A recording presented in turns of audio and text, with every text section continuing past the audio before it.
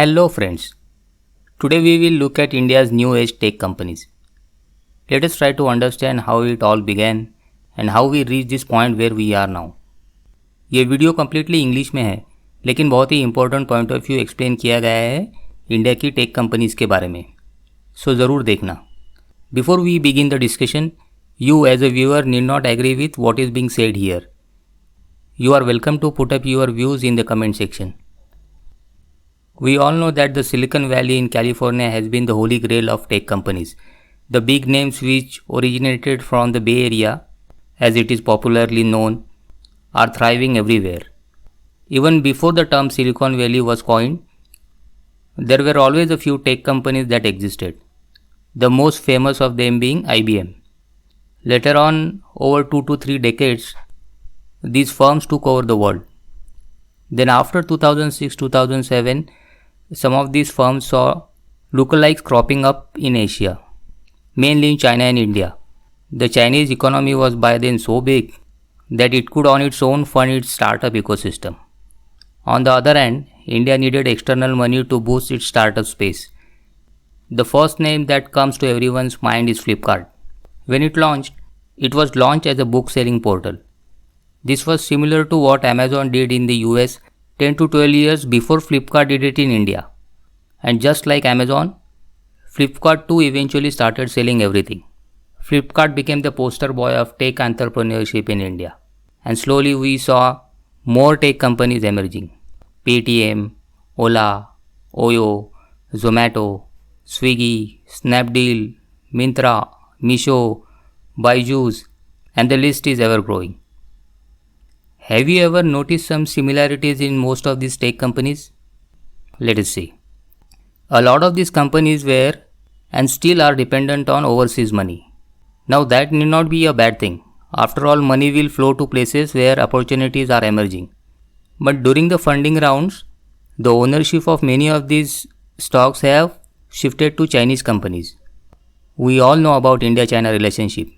Founders have diluted their stakes to rock bottom levels. Another similarity is that one major investor has been Japan-based SoftBank. They entered India through Housing.com, if anyone remembers. At the time, the then CEO of Housing.com was touted to be the next Steve Jobs of India. Today, Housing.com exists, but just like any other real estate website which was there from before Housing.com, SoftBank then went on to invest in a whole lot of startups. Though SoftBank did it so world over, its India investments too were and are large in size and numbers. The venture capital boom began in India in 2012-2014, and after the launch of cheap mobile data packages in 2016-2017, the funding boom accelerated. The hope was to probably replicate what happened in the US and to some extent in China.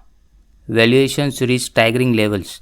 The hope was that India's young demographics, which is adept at using the internet, will eventually help support these sky-high valuations. But in reality, most of these tech companies are still bleeding money.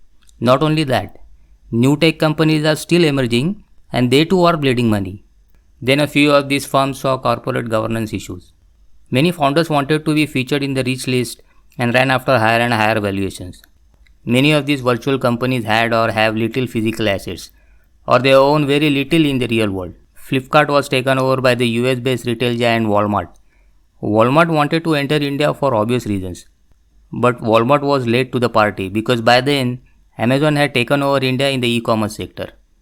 Eventually, Walmart US had to write down the Flipkart investment, which was considered to be a big setback for the giant.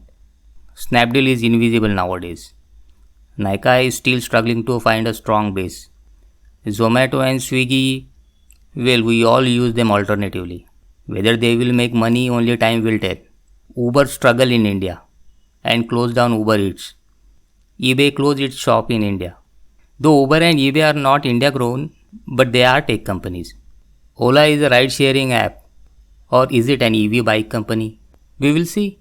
Oyo, yeah, people use it, but not every day. Byju's is dealing with issues at a completely different level. So much so that a separate video can be made on it. Maybe someday in the future we will analyze its journey. Paytm to some extent is holding its ground firmly. Of course, this is not a recommendation to buy its stock. For that, you have to go and study it before taking any action. But Paytm is holding on. Myntra is doing good. Amazon is doing good in India. But it is US based and listed there. Lately, what we are seeing is that many of these early stage investors are now looking for exits. Some companies got listed, some have grown multifold in size, so the time seems right for the early investors to exit.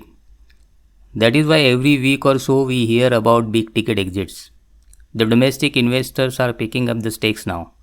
Basically, what happens is that whenever a new so called tech company or tech IPO comes up in the news, suddenly we get bombarded with information about how good the company is, how excellent the founders are. You get tons of YouTube videos describing superficial things. But you, the viewer of this channel, should take a pause. India is not same as the US or China, or for that matter any other country in the world. What worked elsewhere may not work in India. The discretionary spending power of a large section of consumers in India is still not that great. The tech part doesn't work in India as the expert expect it to work. Giving away free things to promote the app does not work in India. I mean, of course, it works in the sense people will happily take free things. But once those free things dry up, people change the app. Isn't that common sense? So the next time you, the viewer of this channel, get to know about the next multi-bagger tech stock in India, you now know what to do. Be informed. Thanks for watching, folks. Bye for now.